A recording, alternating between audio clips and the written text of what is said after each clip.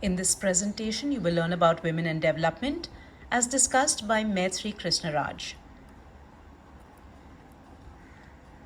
Another perspective on women and development has been put forward by Maitreyi Krishna.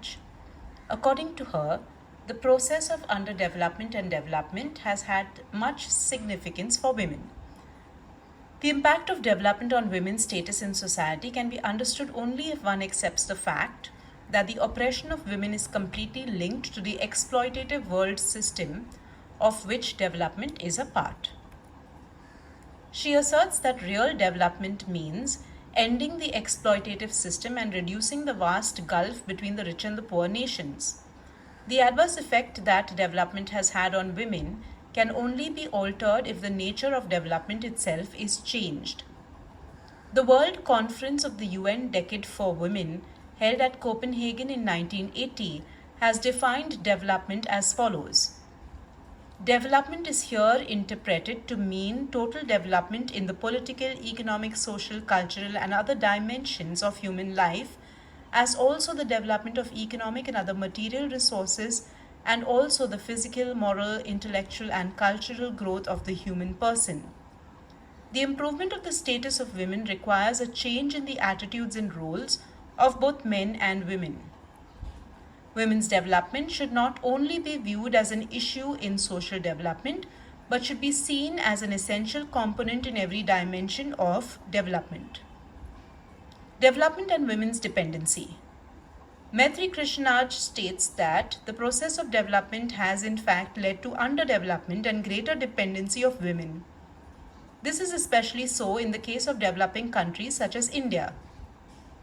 In pre-colonial and pre-industrial and pre-capitalist India, there was advanced technology and adequate resource management to provide people with a simple way of life.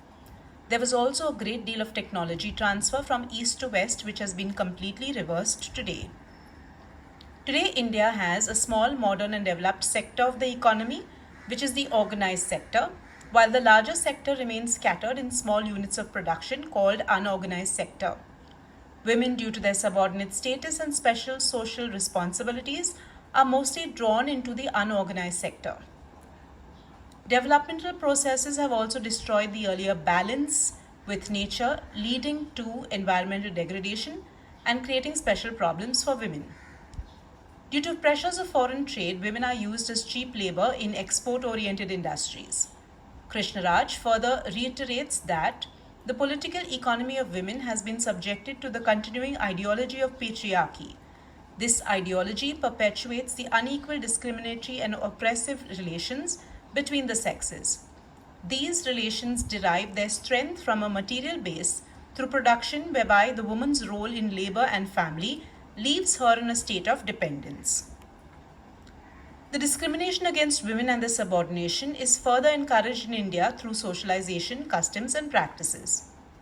The model used for development has not tried to change these structures and provides a base for involving women in developmental participation. The continuing structures of male dominance have prevented women from receiving any benefit of development. Moreover, commercialization imposed on traditional values has brought tragic consequences for women. Increasing violence against women and general devaluation of women through various forms of exploitation are the expressions of these new orders. The older antisocial practices against women, such as sati, child marriage, or female infanticide, have been replaced by new ones such as bride burning for non-fulfillment of dowry and female feticides. Discrimination against women has been persistent despite and even because of development. This affects women of all classes, but more so poor women who have little access to social resources essential for effective human existence, like education, health, and employment. They are also denied access to power and authority, and thus deprived of the opportunity to speak for themselves. Changes brought about by development have increased the contradictions for women, though they vary in different classes and cultures.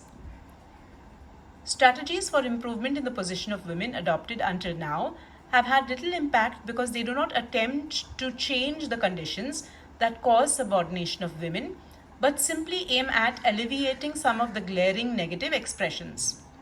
The alleviation, too, has not been effective, as is shown by the increasing marginalization and pauperization of women in the country and the increasing violence against women.